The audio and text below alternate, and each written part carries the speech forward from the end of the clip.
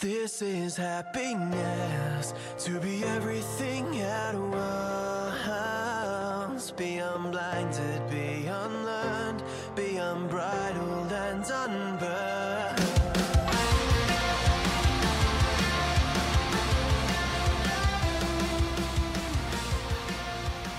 Hey everyone, and welcome back to a brand new episode of Mood Prep. My name is Dave Nixon, and today I'm going to even ask, who even are you?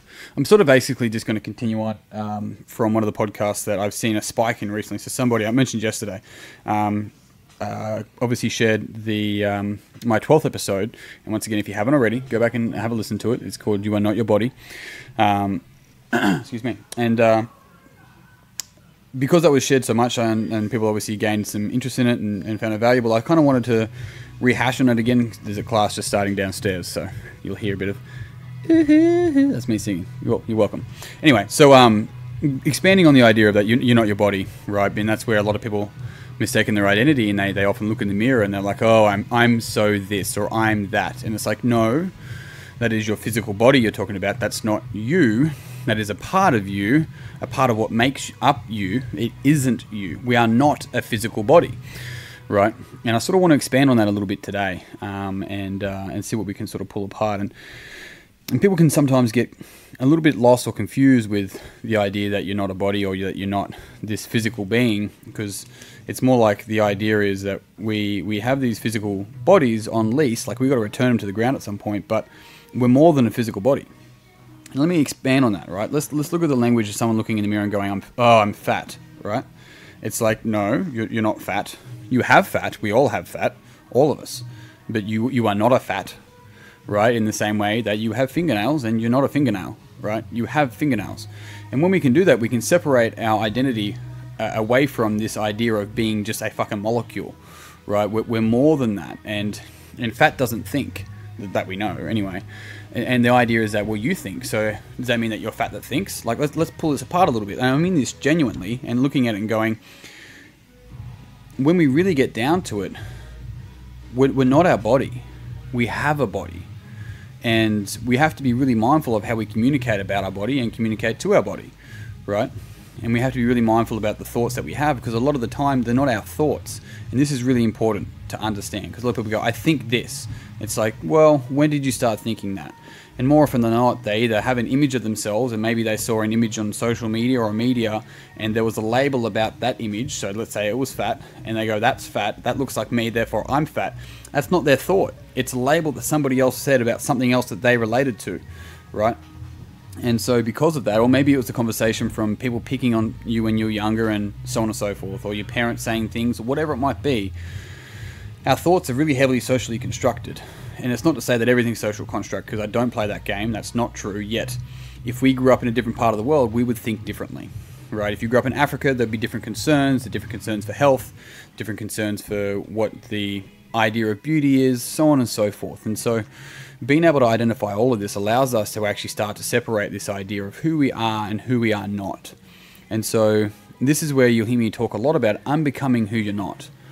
And that's really important. It's like, oh, I'm just the helper. It's like, no. That you often help because you find value in doing so, and that feeds your needs. So sometimes you help people not because they need help, but because it feeds your need to help them, right? It feeds your purpose. You find value in helping, so therefore you're going to find places to help. And if you're not healthy, if you're really under stress, and you really don't see value in yourself, you're actually going to keep people around you that constantly need help, because therefore you will always feel valued.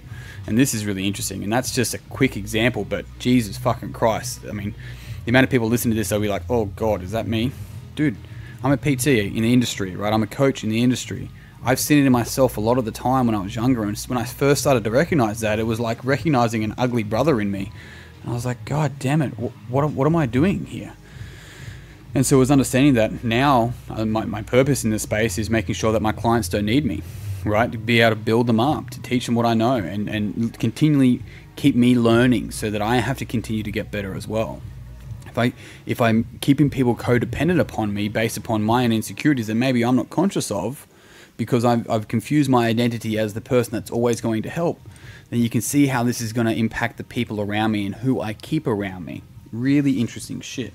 So this is why it's worth understanding that unbecoming who you're not. right? The labels that you tell yourself you are actually just labels.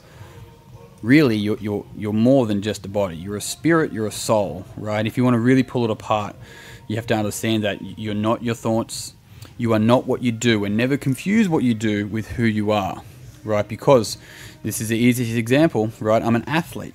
It's like, okay, what happens when you can no longer athlete? When you can no longer play that sport? When you're forced to retire, right? What happens then? Who are you now?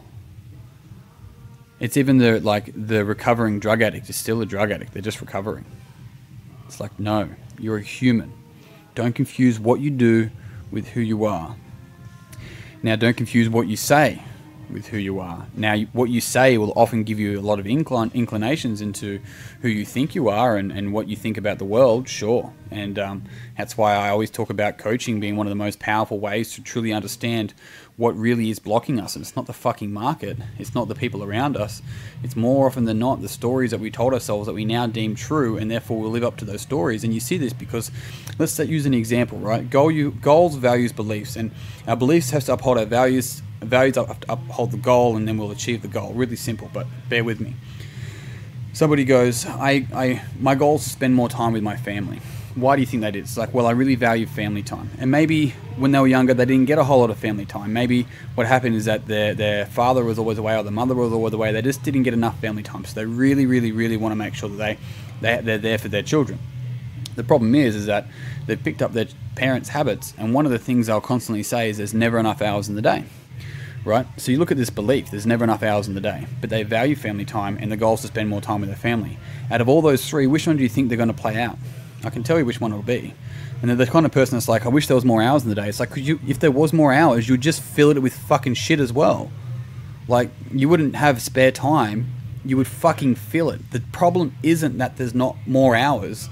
The problem is what you're doing with those hours, right? And so sometimes we have to get off the treadmill in order to progress.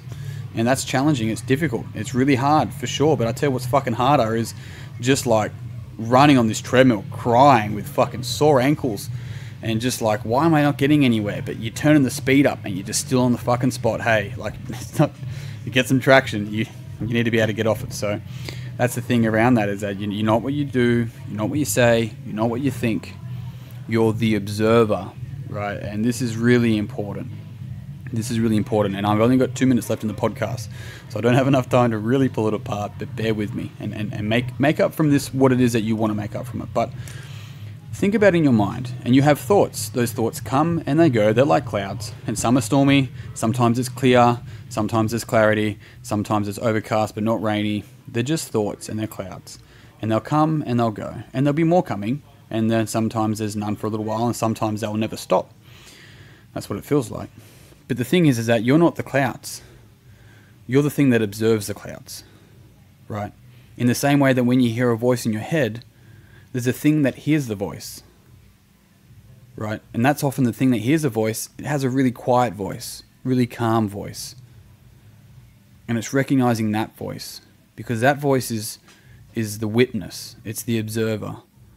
It's the silence.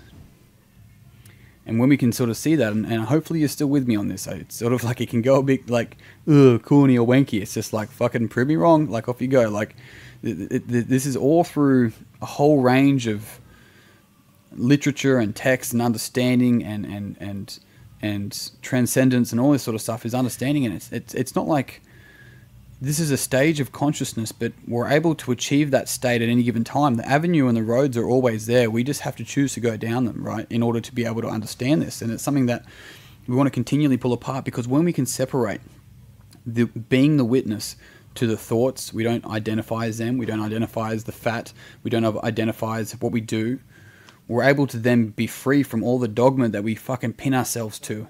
It actually is quite liberating, as opposed to, scary or like what's even the point? Because I've talked heaps about the Enneagram before, and one of the guys that really pushed the Enneagram to, I think it was early 1900s, a guy with the surname Goodriff, if I said that correctly, he said something, and I repeat it time and time again, but he said, suffering is one of the last things, or it's the last thing that people will ever let go of. Because unfortunately, a lot of the time, the story we tell ourselves about the suffering that we had is a part of our identity. And in order to lose that, in order to lose that story, that suffering, we feel like we're going to lose our identity. And it's not true. By losing that, we gain our identity. Team, that's it. I'm out. Thank you so much for tuning in. As always, if you found this beneficial, it would mean the world to me. If you'll pass it on to someone else that you think would also find it beneficial. If you haven't already, also check out Mood Prep online. It's davenixon.com.au/memberships. And if you're a PT, a coach, or an athlete, and you want to get an edge in your mental component? Good, Dave. Good. I don't edit this shit. So component, mindset, the rest of that, check it out. The Coach's Circle. Team, I'm out. Until tomorrow, peace and pizza. Kick the day in the dick. Slay the dragon. I'll see you guys soon.